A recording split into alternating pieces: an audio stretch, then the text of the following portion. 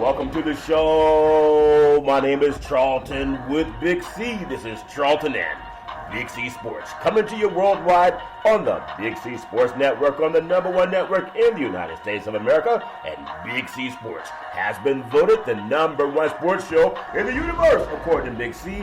And them good old boys down south, I want to say bienvenidos to all of our listeners in Latin America, also across the pond in London, England, as well as Paris, France. You good old boys in Canada, we love you. In Africa, the Big C tribe. But there's no one we love more than the good old boys down south in the land of the free and the home of the brave on a beautiful September the 30th, 2019. Grando Deportes, Big C. How's it going for you good old boys down south? Charlton, trying to recover from an electrifying weekend of college football. Everything you thought you could see, you saw over the weekend. And then you roll over to the NFL on Sunday, you talk about unpredictability. Yep. That's what the NFL has become all about. Yeah, it's all unpredictable, kind of like the weather sometimes.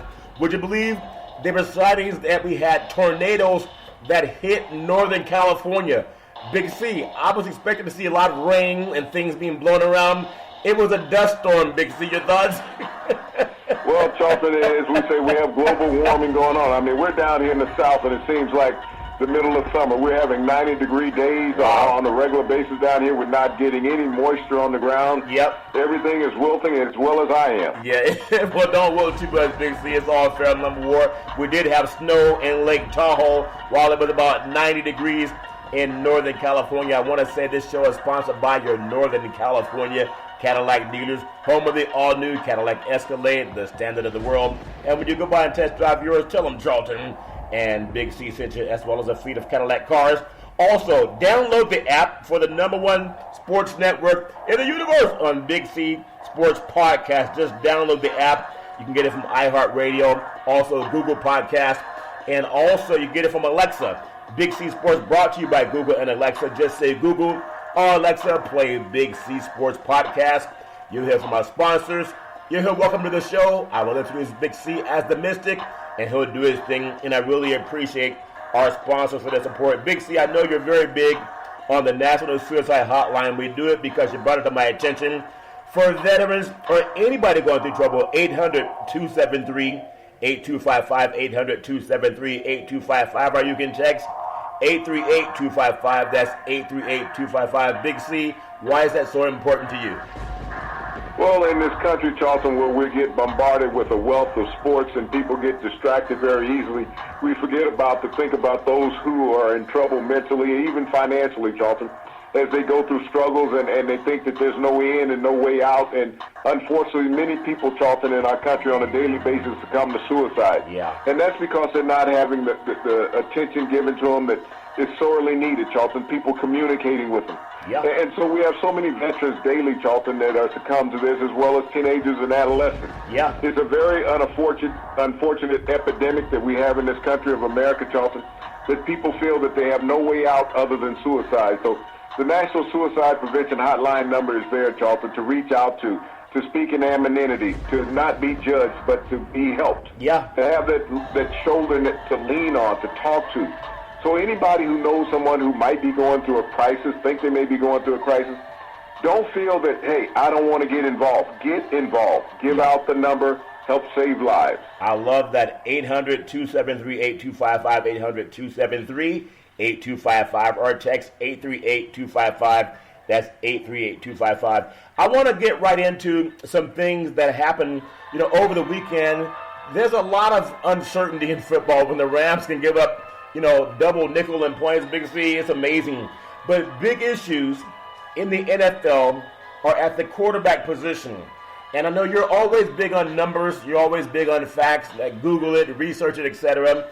But there's a lot of issues with the quarterback. You think about Cam Newton of the Panthers. He sat down, I believe, 3 weeks ago. Backup Kyle Allen has the team at 2-0 since that point.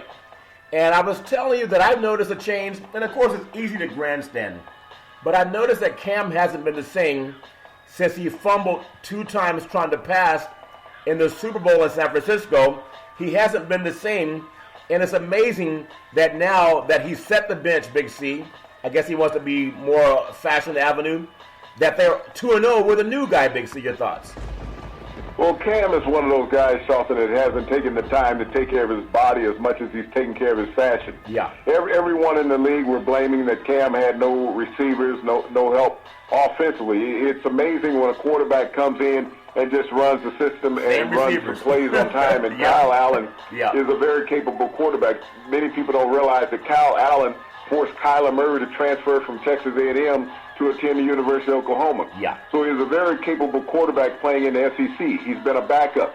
Ironically, he has started 3 games in the NFL, and he's 3-0 as a starter. So he reminds me a lot of Lamar Jackson, not just as flashy, but when he got his opportunity, he made the most of it, and Carolina is the benefactor of it. Well, let me ask you, as a player on defense, I know people don't want to throw their teammates under the bus, but if you go by a man on that team, they would still say that Cam Newton's the leader.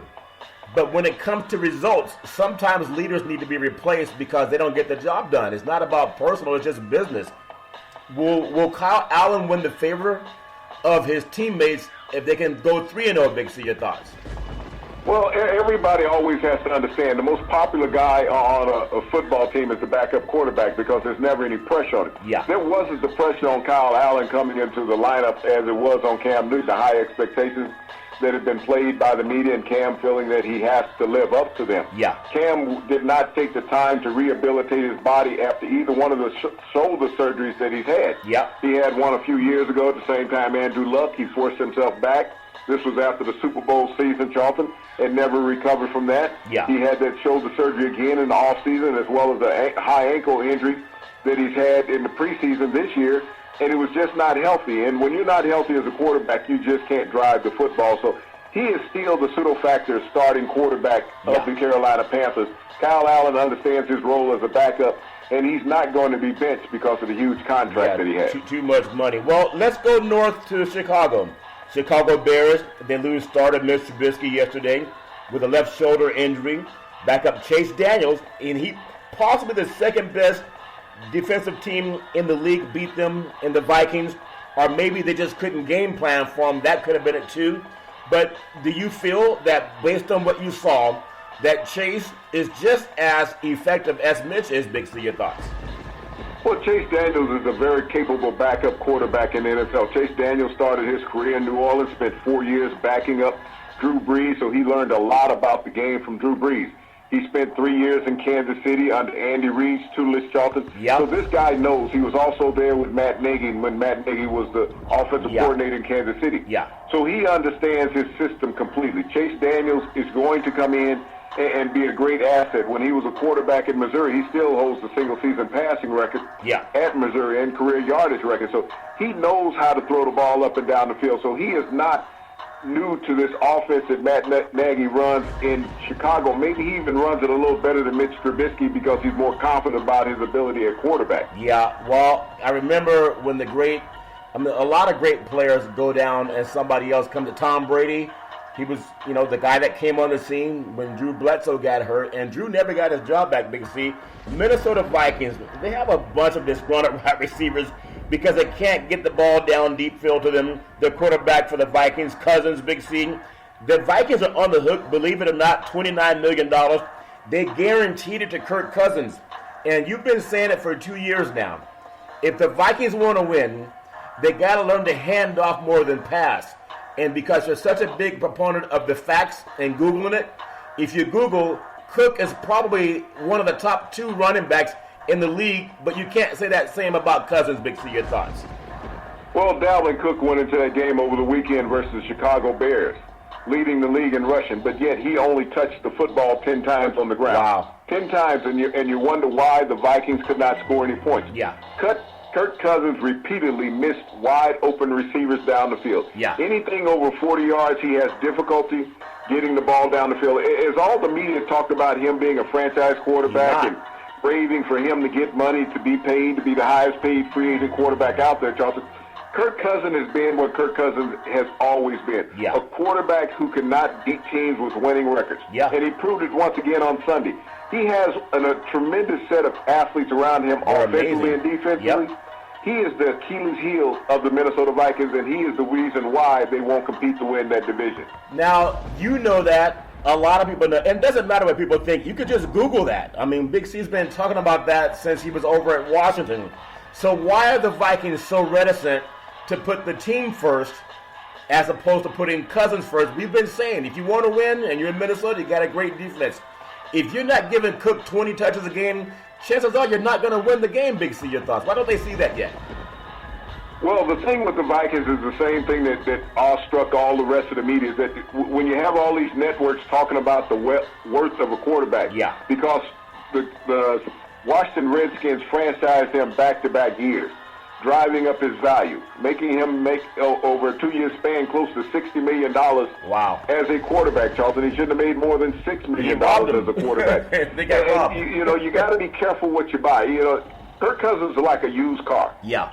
Let the buyer beware. You take it out after 30 days, you're stuck with it. And that's what the Minnesota Vikings are. They're stuck with Kirk Cousins this year and even next season. They're on the hook for $29 million that they cannot get out of. Yeah. So it makes it prohibitive almost for them to go out and get another quarterback. Nobody's going to make the trade for him. Yeah, that's true. I was in college. I bought a used car. This good old boy told me it was in great shape. It ran good. It didn't have any oil drips under it, Big C.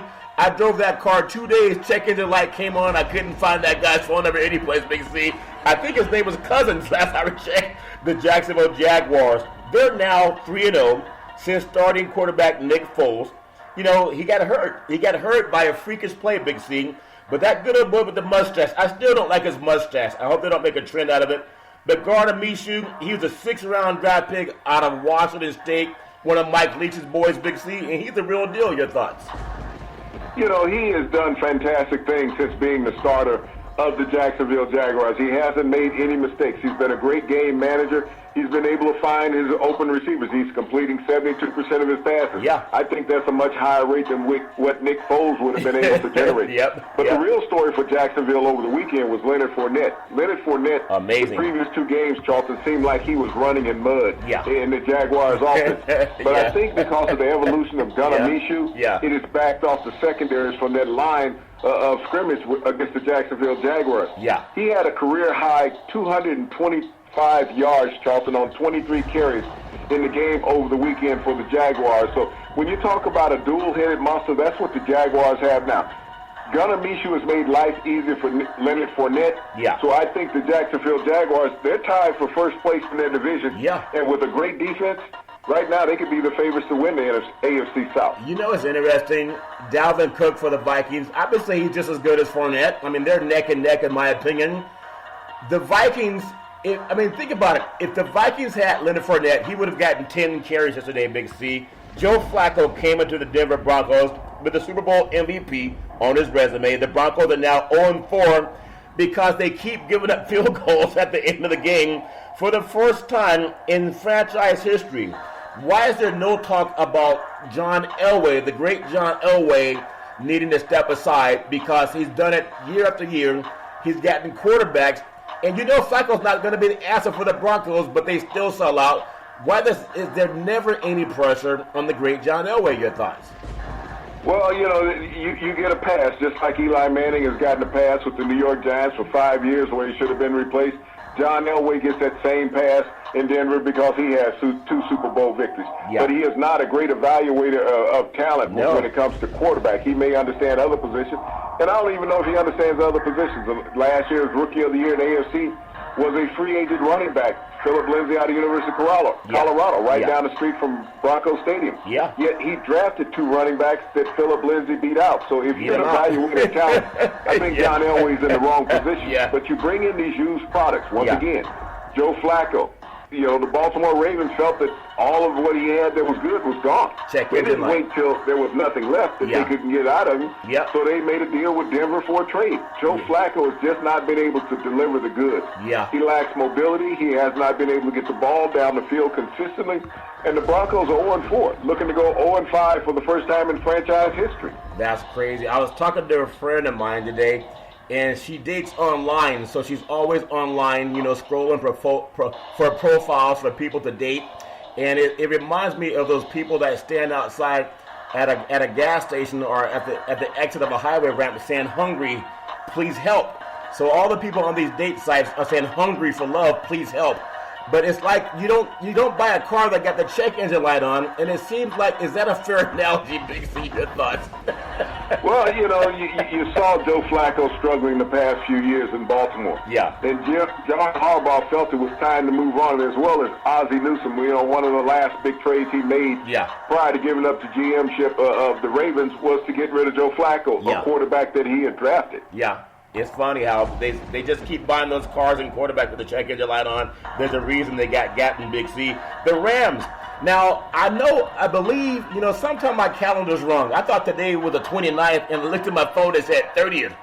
But when the Rams just gave Jared Goff $100+ million, and that good old boy, the Rams, Jared Goff, 11 touchdowns, 11 interceptions in his last 11 games.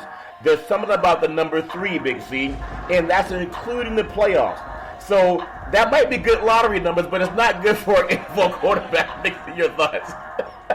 Well, Jared Goff, he was the darling of the beginning of the NFC season last year, Charlton. Yep. He put up tremendous numbers, but as you can see in the last 11 games, Jared Goff has been very inept as a quarterback. We talked a few days ago that he was on pace to throw 21 touchdowns this season. Yeah. But as you look at, he's gotten the money, that the productivity just hasn't been there. If you look at the game that they played against Tampa Bay over the weekend, Jared Goff put up, pinball numbers when you think about it, throwing for over 500 yards for the first time in his career. Yeah. But it was 500 yards of chase yards, yards that really don't count at the end of the day because his opposing team outscored him. Tampa Bay put up 55 points, the most points the Rams have ever given up in a game throughout their history.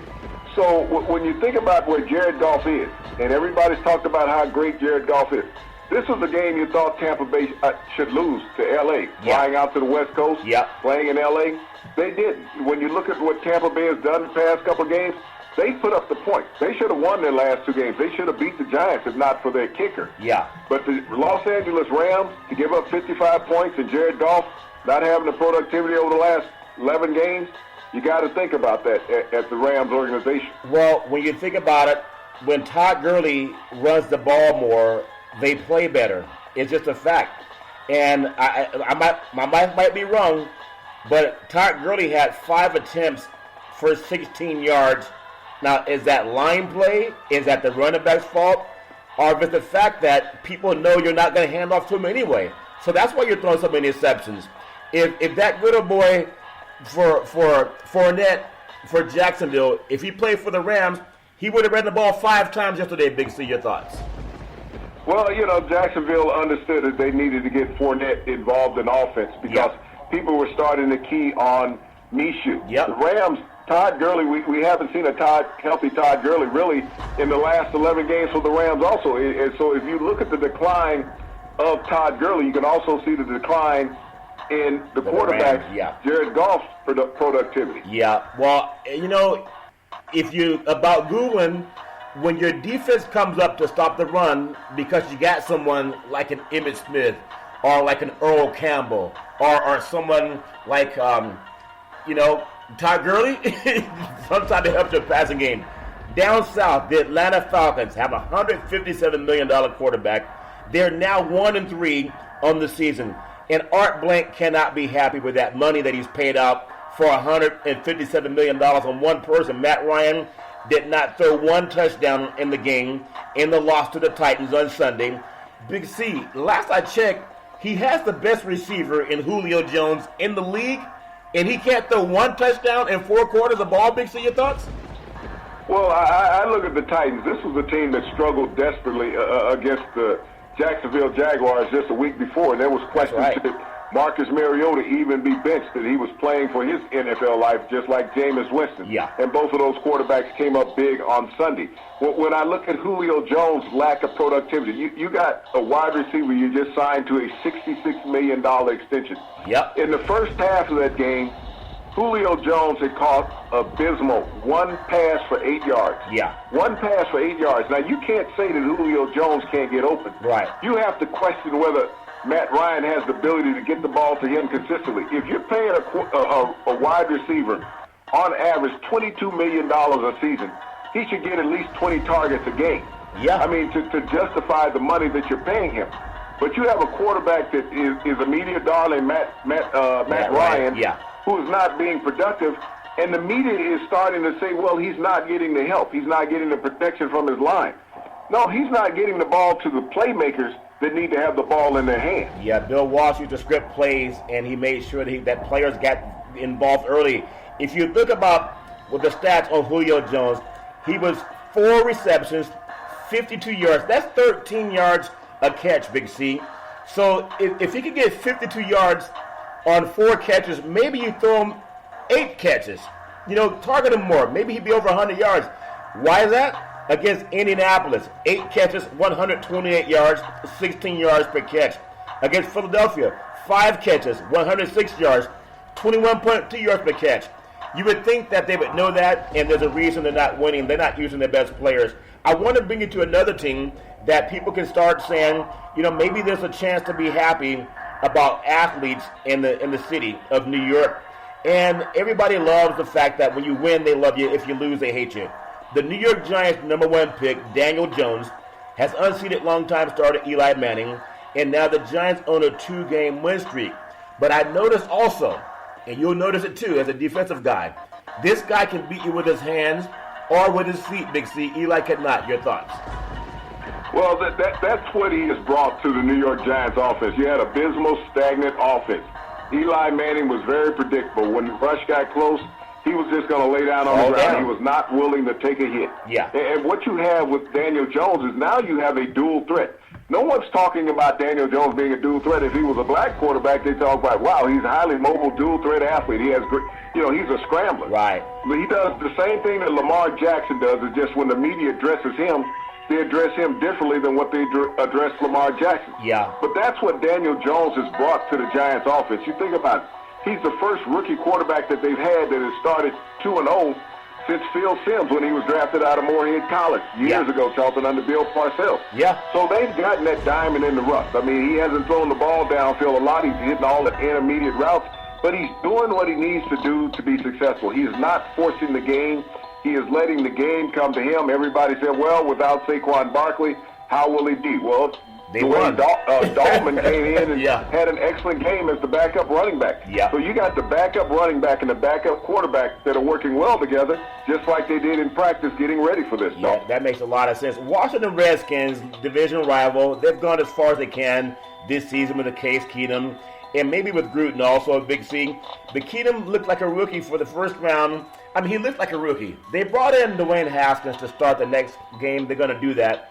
But when I look at what they did to Haskins yesterday, he never took a snap with the first team. So he was a little bit rushed, it seemed. At least give the man a chance to work with the first unit. That's just my opinion. But I love the fact that he can spin the ball. He's also a running quarterback. But you got to let him have some snaps with the first unit in practice, not just in the game when you pull your starter out, Big C. My opinion. Your thoughts?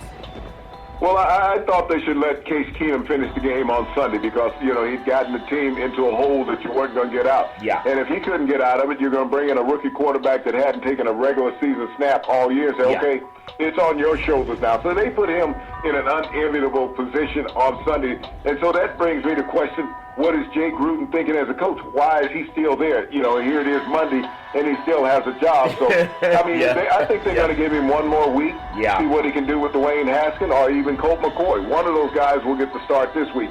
But I don't see Case Keenum starting anymore for the Washington Redskins. Yeah, and I know that there's no need to keep bringing this up, but I will. But there's no reason that anyone can say that Colin Kaepernick is not even worth a tryout. I know they got the settlement, but quit saying that he's not good enough for people who saw that garbage with Keenum. The reason the New Orleans Saints made Teddy Bridgewater the highest paid backup quarterback in the NFL, they're now 2-0 since Breeze went down.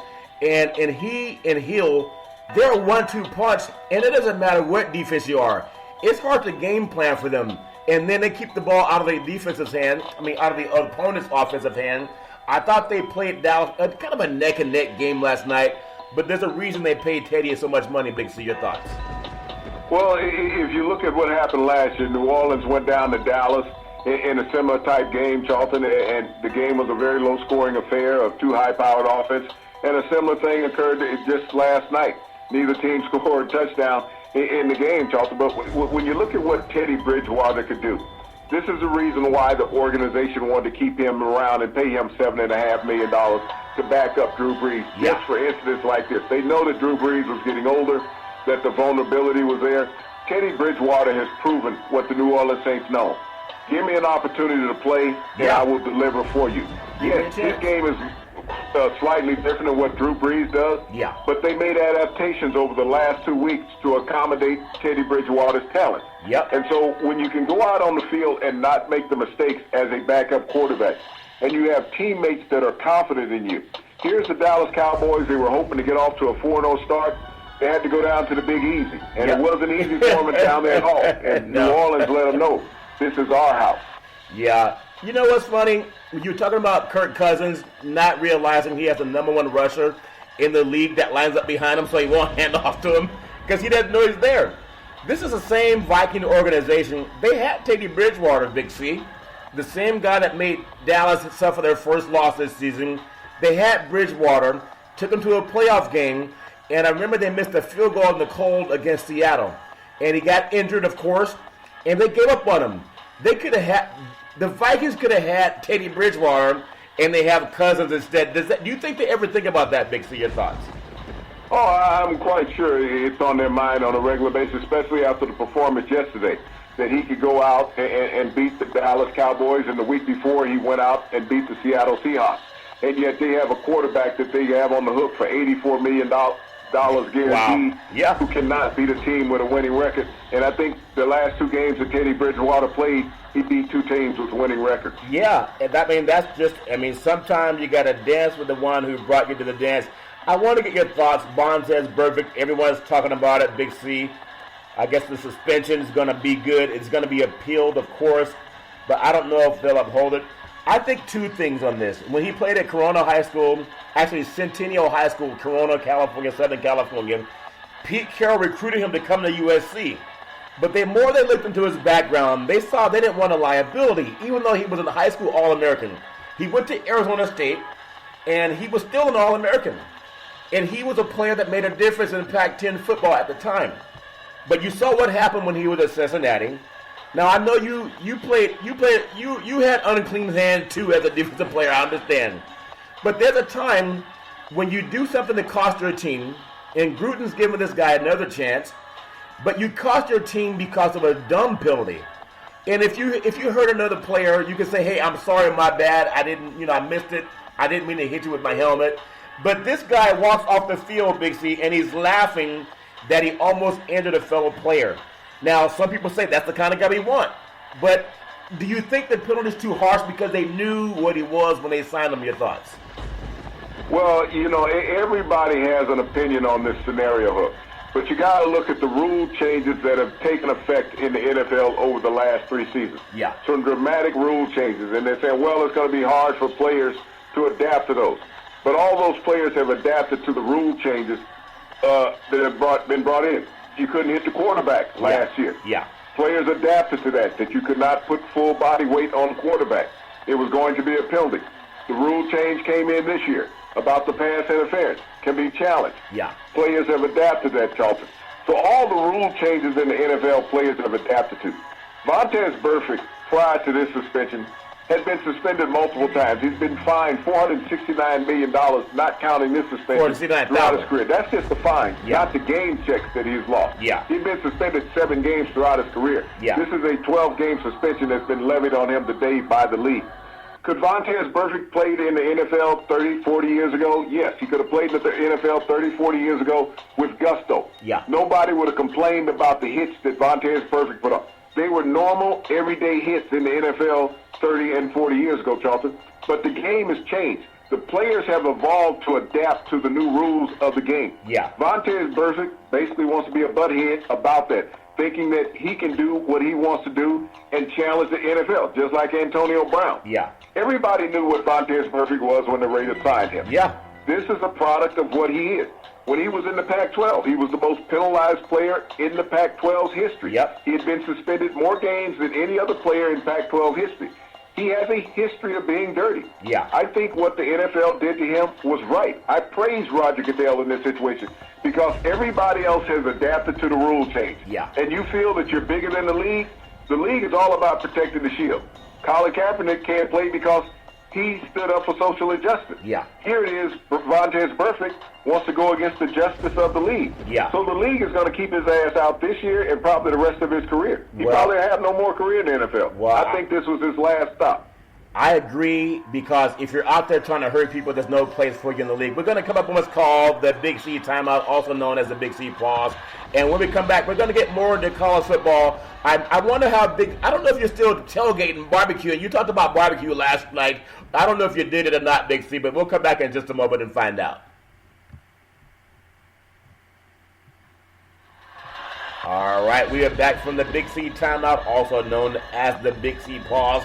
I do want to say sports is a billion-dollar industry, and boys and girls sports is the foundation to this billion-dollar industry. If you want to find out more about it, you can follow Big C Sports 24 hours a day, 7 days a week on the #1 podcast network in the universe, iHeartRadio Podcast. You can follow Big C Sports on Apple Podcasts. You can follow Big C Sports on Google Podcasts. You can follow Big C Sports on Speaker. You can follow Big C Sports on a program called Xfinity Comcast Television if you still have a TV set at home.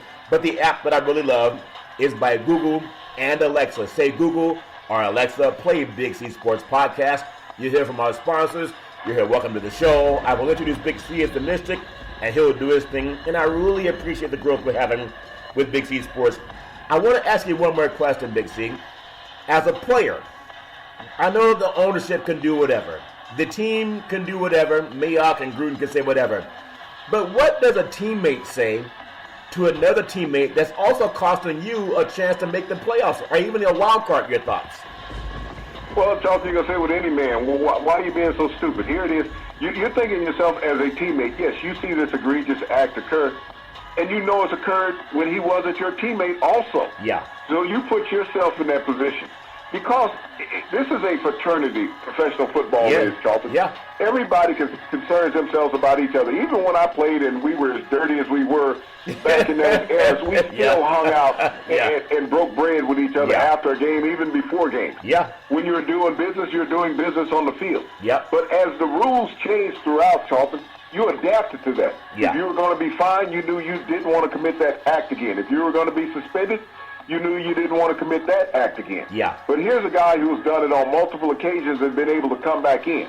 Yeah. It's like a guy who drunks drives. And everybody knows somebody who has been drinking and driving. Yep. They keep doing it until it causes a situation, Charlton, where it may cost their lives or somebody else's lives before they wake up. Yeah. This is a situation with Vontaze Burfict.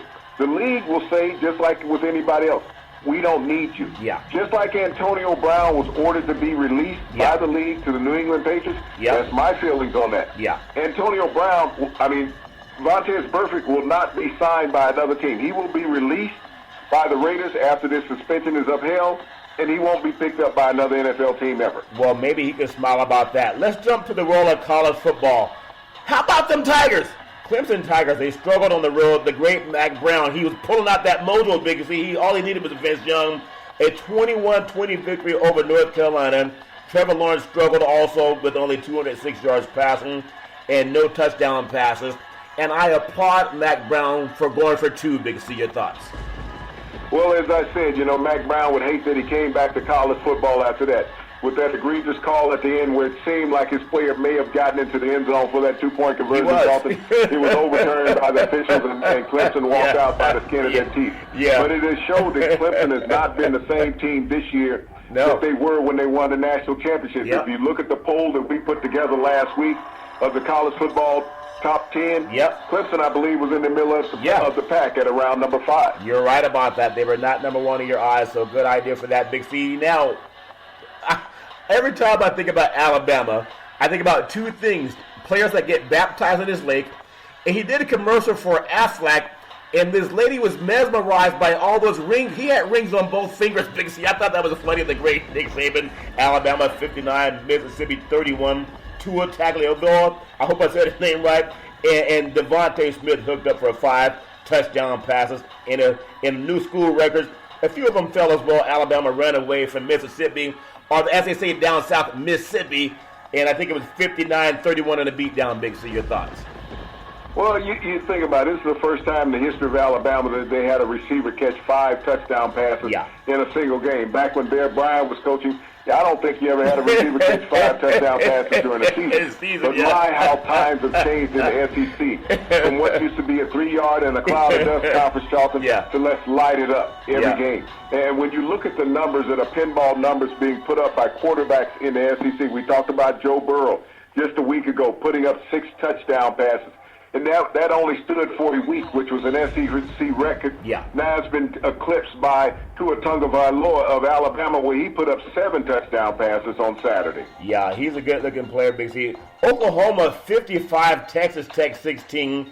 Jalen Hurts passed for a career-high of 415 yards and 3 touchdown passes, another 76 yards on the ground. Now, what did Nick not see in this? Tua's good, but I'm looking at the numbers. He's not Jalen Hurts good, Big C. Your thoughts? Well, everybody when Jalen Hurts was at Alabama said he could not throw the ball down the field, that he was an inept passer. And I think his talents have always been there. It just took Lincoln Riley to bring him out of him, to give him an opportunity to show the world what his exploits could be. And you look at the role that Jalen Hurts has been on at Alabama. I know coming out at the start of this college season, everybody was saying Trevor Lawrence, hand down, the best quarterback in the country. He's not even in the top 5 quarterbacks in the country, Charlton. There's that many quarterbacks that are way better than Trevor Lawrence. And when you look at Jalen Hurts, he is in the top 2 of quarterbacks in the country when you look at his productivity. Each game that he has played at Oklahoma, his stats have gone up passing. You look at his rushing yards, Charlton, 76 to go along with the 415 passing. And when you think about his wide receiver, CeeDee Lamb, who could be the best wide receiver in the country, Charlton, I don't see any roadblocks in the Big 12, and Oklahoma will have a clear path to the college playoffs. You know, it's amazing when you think about that, how the media will jump on players all the time. And as you always say, once defenses get a read on you, you're not going to have the same success. I thought I was really impressed with what Ohio State did up at Lincoln, Nebraska, with a beat down up there. And it was, Frost, and can Frost get the program back? And Nebraska's still a talented program, but against Ohio State, it's as if Ohio State was running against the second team because they ran them so easily. Wisconsin 24, Northwestern 15. Jonathan Taylor, he only ran for 119 yards in his 11th touchdown of the season for the Wisconsin Badgers. They got 2 scores from his defense. Big C, your thoughts? Well, going into that game, Wisconsin undoubtedly had the best defense in the country, and it proved once again against Northwest that they had the best defense in the country. When their offense struggled, the defense picked up the slack by putting 2 scores on the board. But Jonathan Taylor is still a workhorse, a very powerful, dominant running back. He scored his 11th touchdown on the regular season, Charlton, in just 4 games. He is the top ground gainer in college football. And when you think about those big horses at Wisconsin, they have a chip on their shoulder. All of them are homegrown, and they come out there wanting to show the rest of the nation that they're just as capable as any of those high recruits around the country. Yeah, I mean, they're a very dominant team, and I was really impressed with the way they played. Another game, if you think about it, Florida 38, Townsend nothing. Now, people expected that. Kyle Trask threw 2 touchdown passes and ran for another in Florida's win over lower division Townsend. But Florida has a lot of schedule of the versus top team also. Give me your thoughts on Florida's performance. Well, this was a game where Florida kind of stays healthy, Charlton, beating up on Townsend. And Townsend, as you say, a lower division team. All the SEC teams seem to schedule those teams early in the season to get as much play as they can by the players on their roster to develop depth. But Trask is moving along well since he's a backup quarterback at Florida. Yeah, they got a lot to chew on coming up in the season. Notre Dame 35, Virginia 20. That was a close game for a while. Julian Okwara had 3 sacks of Notre Dame's 8 sacks and caused a fumble that was returned for a touchdown as the Fighting Irish overcame a halftime deficit to Virginia and maybe shaking off that loss that they had a week earlier down at Georgia. Big C, your thoughts?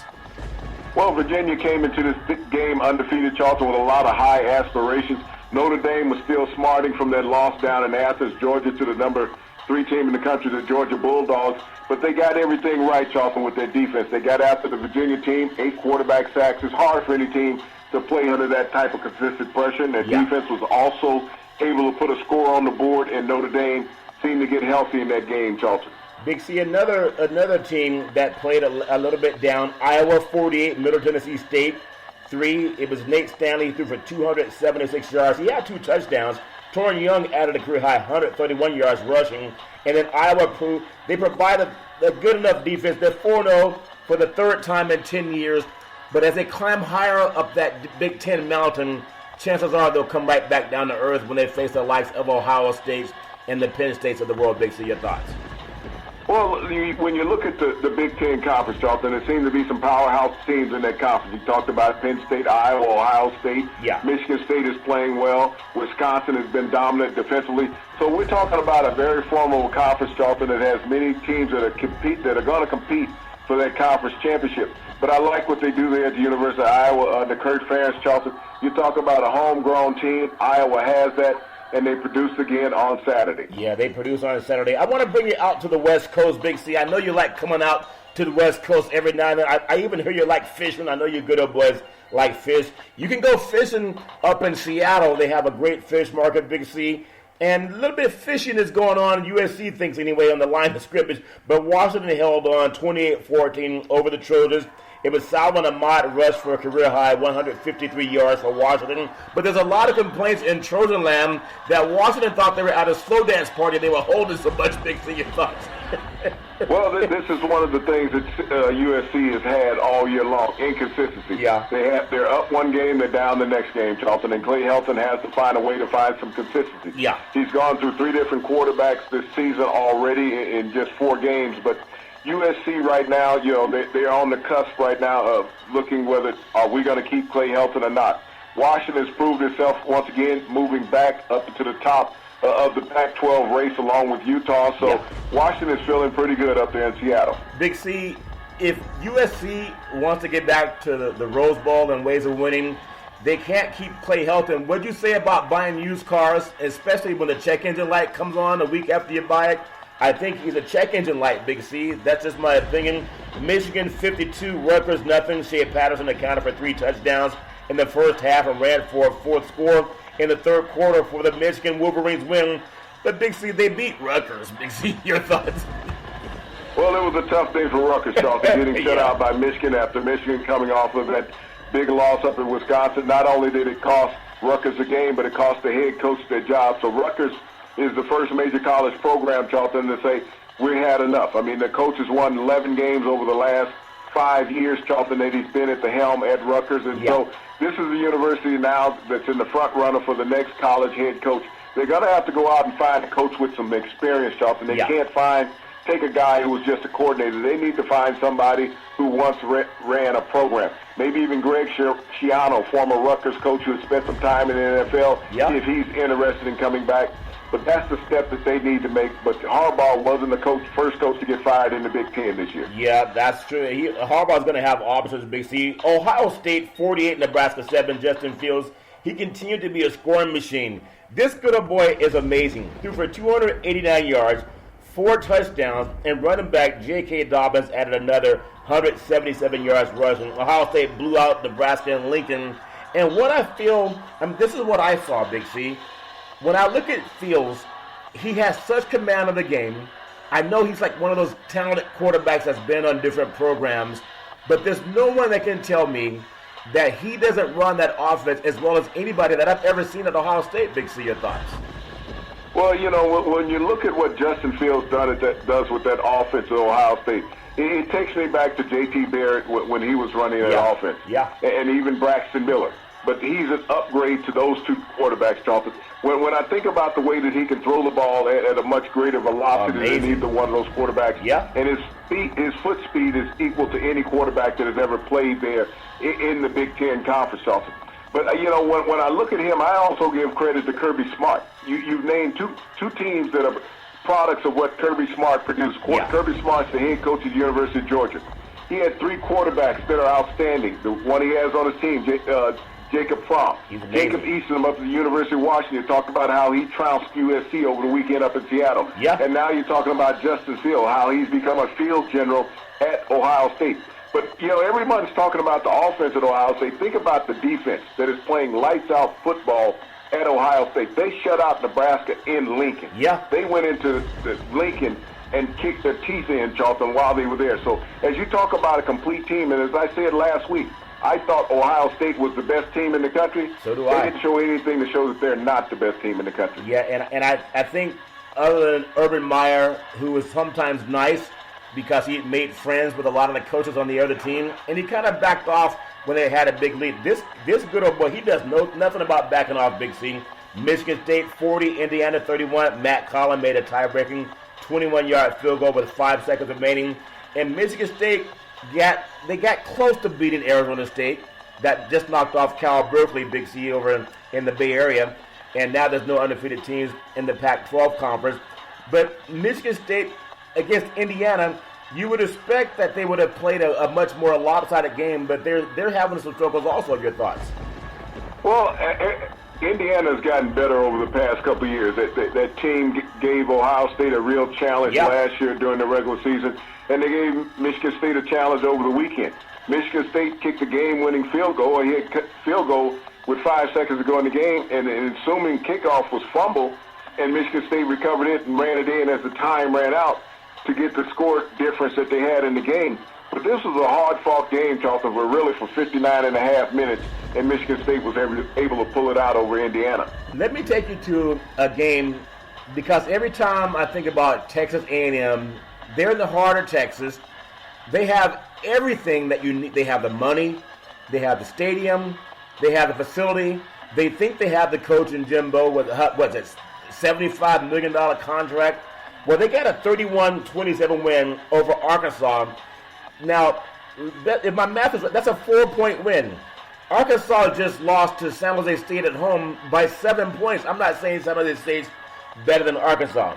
But Courtney Davis caught a two touchdown passes from Kellen Mond. He caught 2 of 3 touchdown passes from Kellen Mond, including the go-ahead score for A&M. If there's any time that you think of a guy like Jumbo Fisher, you're thinking, you know what? We overpaid for this steak, Big C. Your thoughts?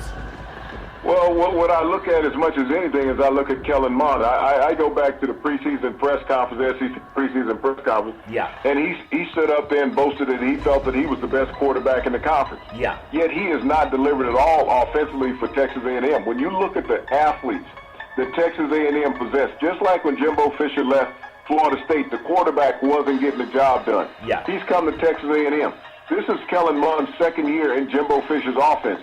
He is not getting the job done. He is not getting the ball down the field. We've talked about a couple of quarterbacks in the SEC and the productivity they've had. Oh, yeah. Joe Burrow at LSU in his second year in that system. Look at where he is, the highest scoring team in the country at LSU. We talked about Tua Tagovailoa at Alabama. Yeah. Accounted for 7 touchdowns last week against Mississippi. Kellen Mond has struggled all year long at quarterback.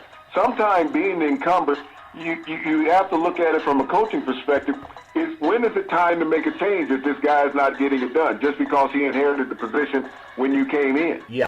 Well, it's all fair in love and war, and when we put so much emphasis on paying a coach, 7 figures, you got to start winning. I just want to go down some of the teams and how they stack up right now in some of the polls, depending on what poll you look at.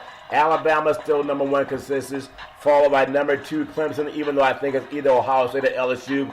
Number 3 Georgia, Ohio State. Number 5 LSU. Number 6 Oklahoma, probably the team that wins the most impressively, but gets the least amount of respect. Number 7 Auburn is 5-0. Number Wisconsin's 4-0. Number 9 Notre Dame at 3-1. And Notre Dame is the only team in the top 10 with a loss, followed by number 10, Florida. Now, everybody has their own poll. You had Ohio State number 1. But how does a team like Notre Dame, I know they lost to Georgia, but are they really a better team than Florida when it comes to team speed? Or Penn State, that's also undefeated at number 12 when it comes to team speed? Big C, your thoughts? Well, Notre Dame will figure it out as the season goes along. They have a very tough schedule.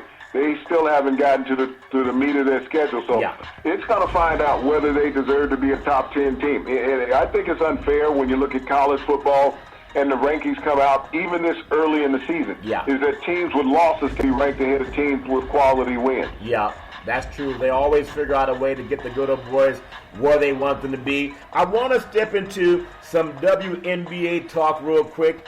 I know it's important, and I love the fact that these programs, the WNBA, they're on TV on prime time. I remember you talked about growing up watching the NBA Finals at midnight. It was tape delay. On Sunday, WNBA Championship Game 1, the Washington Mystics down the Connecticut Sun, 95-86. They take a one-game lead in that series, and league MVP Elena Della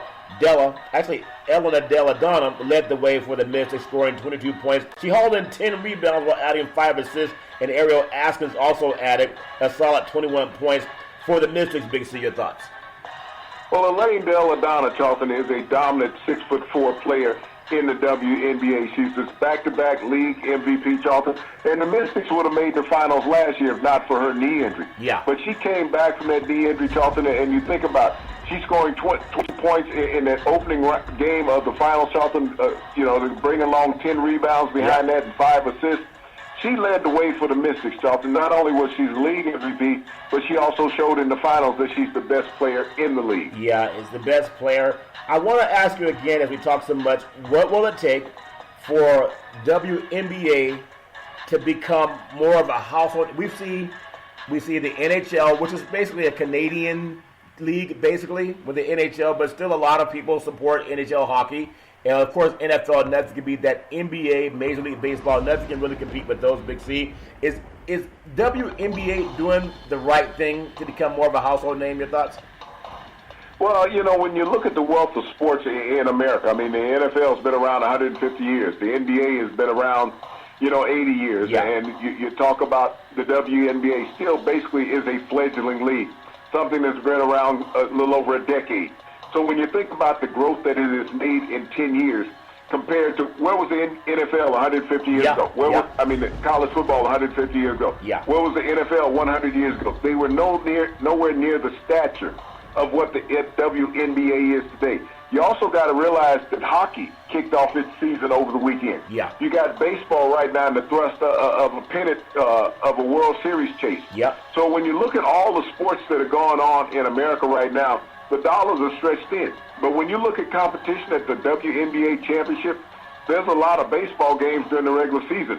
Didn't have the seating, didn't have the attendance that a WNBA championship game has had. Yeah, well, we know everybody loves a winner, and if you keep winning, the brand will just keep growing with WNBA basketball. Really love what they're doing. Also, when you go around the world, Big C Sports can be heard around the universe. World Track and Field Championships in Doha, Qatar. Kristen Coleman of the U.S. captured 100 meters in 9.79 seconds. I know that's a little bit faster than you, Big C. That's laying it down. Your thoughts?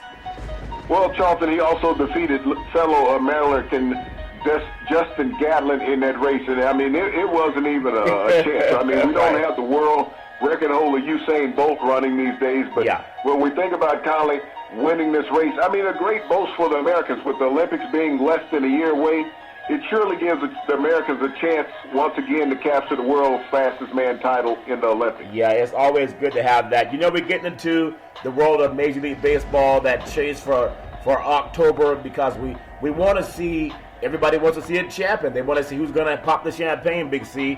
And you think about it, as 10 teams start the quest for the World Series, we go inside and think about, for me out here on the West Coast, the Oakland A's, which average about 26,000 fans per night, they've already sold 45,000 seats for their playoff game coming up against the Rays.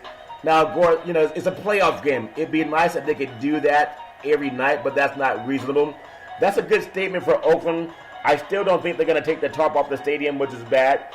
But when you think about that, what does that mean? It's not a small market. The Bears are the number 4 market, but they're the smaller team in the market, Big C. Your thoughts?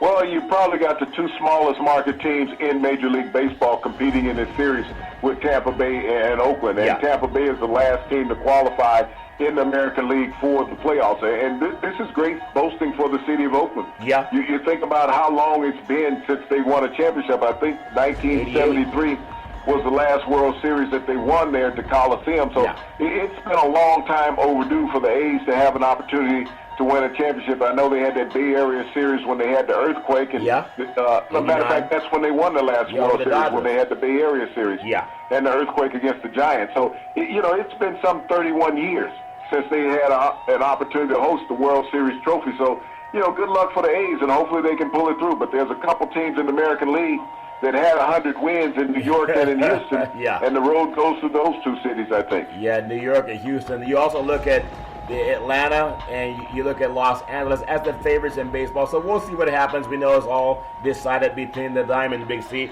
I want to look at the fact that the Chicago Cubs, it's a shame Joe Maddon, the Cubs fired Joe Maddon. Also the Angels, they fire Brad Ermis. I like Maddon being in Chicago, and I know everybody has the time to go. It's a shame that he brought them a lot of success over the years, but sometimes you just don't get along with the ownership. Big C, your thoughts? Well, he had been the manager of the Chicago Cubs for the last 5 seasons.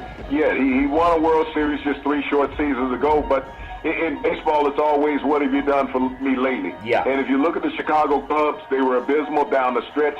They got knocked out by a division rival, St. Louis, where at one point they lost 5 consecutive games when they were in the pennant race, and I guess Epstein felt that it was time to move on. I don't know who you're going to find that would be better matched than Maddon was in Chicago, but, when it's time, it's time. But I think Joe Maddon will end up in Los Angeles with the Angels. Yeah. I mean, when you look at some of the talent that he has in that lineup and the way that he's able to work his magic, they have enough young players, and they have probably the best player in baseball in Mike Trout. You put the proper manager with that lineup, Charlton, big things can happen in Los Angeles in the American League. Well, it's amazing how people can bounce around, and when you think about coming to Los Angeles, I just want to bring up this point because you talked about where he may be in L.A.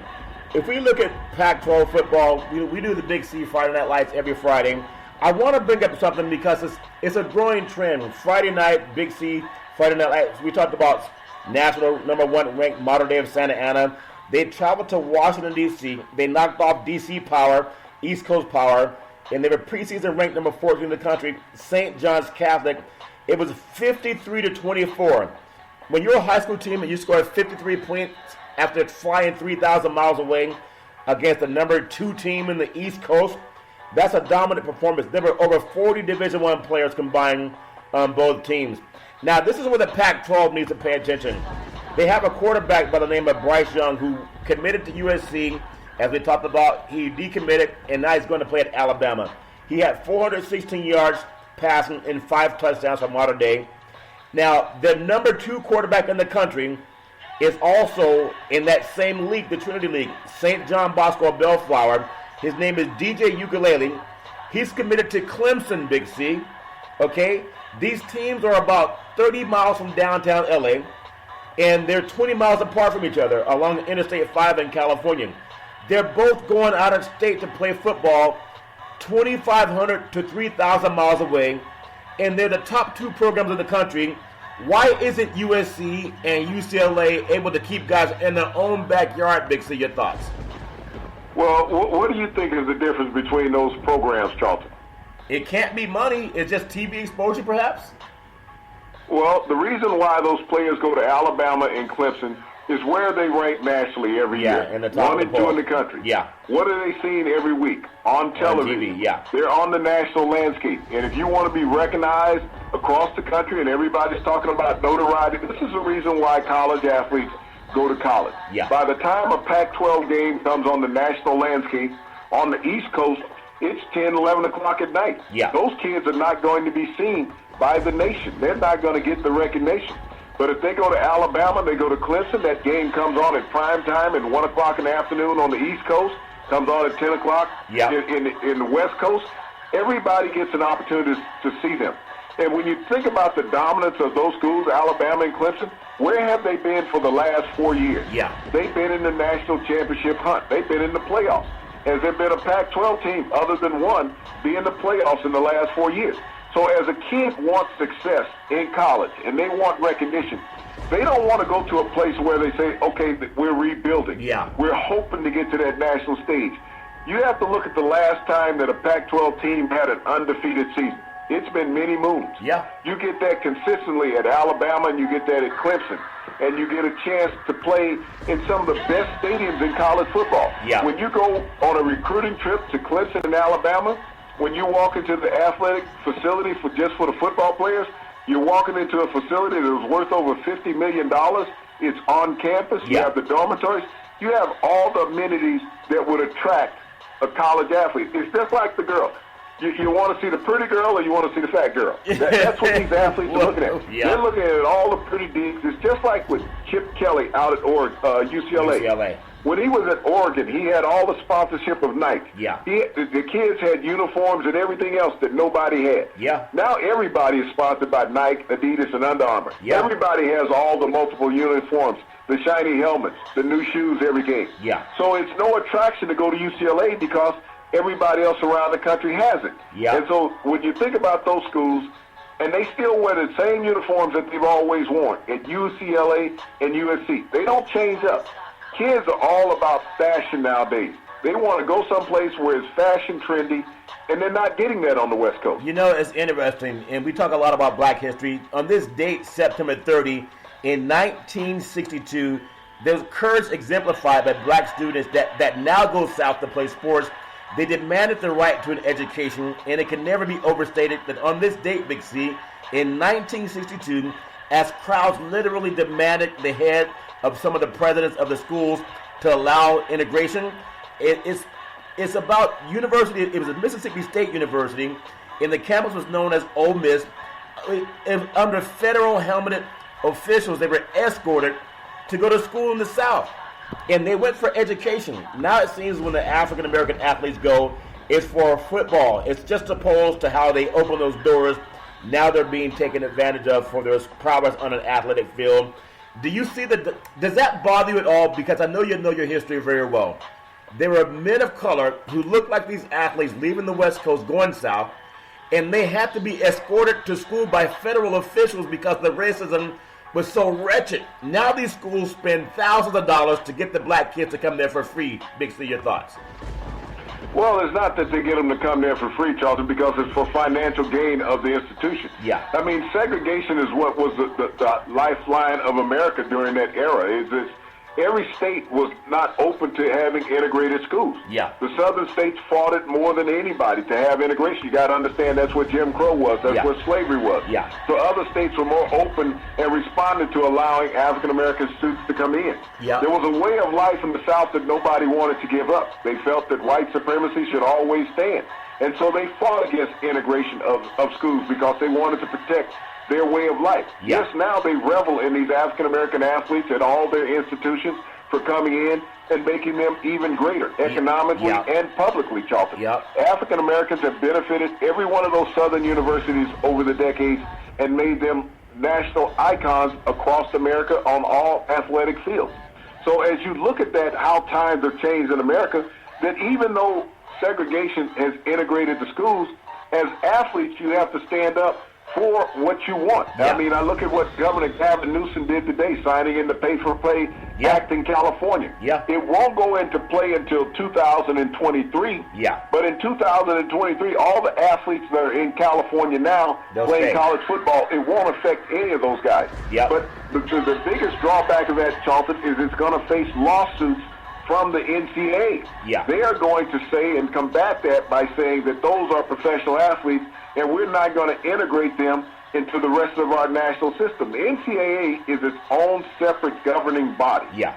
And they can stop any university from participating in sanctioned NCAA events. Yep. So unless this bill becomes a national bill, the NCAA is going to have a right to stop any California Pac-12 team from competing in the baseball playoffs, the college playoffs, basketball playoffs, the football playoffs, water polo, golf, any NCAA event right now in 2023, unless this becomes a national bill, all of those schools will be omitted from being able to participate. Yeah, it's going to be a fight in the course. USC landed a 5-star quarterback out of Narbonne High School by the name of Jacob Garcia. So we'll see where things go. It's all about challenging for what you want. I want to say you can follow Big C Sports 24 hours a day, 7 days a week, everywhere in the universe on the iHeartRadio podcast. You can follow Big C Sports on Apple Podcasts. You can follow Big C Sports on Google Podcasts. You can follow us on Speaker.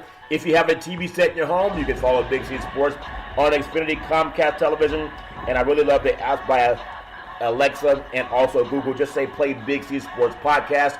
You'll hear from our sponsors. You'll hear welcome to the show. I will introduce Big C as the Mystic, and he'll do his thing, and I really appreciate our support.